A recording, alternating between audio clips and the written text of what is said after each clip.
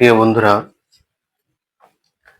এখন আপনাদের সামনে প্রেজেন্ট পারফেক্ট কন্টিনিউয়াস টেন্স সম্পর্কে কিছু বিষয় আলোচনা করব। চলুন আমরা প্রথমে প্রেজেন্ট পারফেক্ট কন্টিনিউয়াস টেন্সের গঠন প্রণালী সম্পর্কে জানি। প্রথমে সাবজেক্ট থাকবে, এরপরে হ্যাভ বিন অথবা হ্যাজ বিন যে কোনো একটা অক্সিলারি ভার্ব বসবে, এরপরে ভার্ব প্লাস আইএনজি, তার সাথে প্লাস সিন্স অথবা ফর যে কোনো প্লাস আদার্স। আমরা দেখি I have been reading a book for 2 days।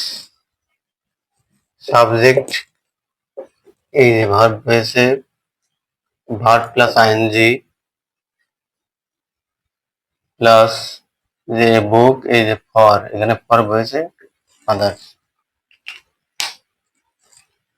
তো আমরা এই প্রেজেন্ট পারফেক্ট কন্টিনিউয়াস টেন্সে সাধারণত দুইটা বিষয় খুব জটিল হয়ে যায়। এই দুইটা বিষয় আমরা খুব সহজে কিভাবে করতে পারি সেটা দেখিনি। সিন্স আর ফরের ব্যবহার। সিন্স আছে শুরুর সময় অর্থাৎ বিগিনিং অফ টাইম, আর ফর হচ্ছে মোট সময়, টোটাল ডিউরেশন অফ টাইম। তো আমরা এর ব্যবহার কিভাবে করব সেটা দেখিনি।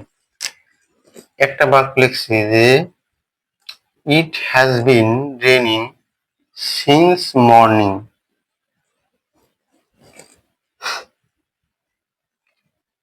It has been drizzling since morning. It I have been suffering for 6 months by a week. তারপরে আছে it has been raining since Monday. It has been raining for 5 days বা 5 hours.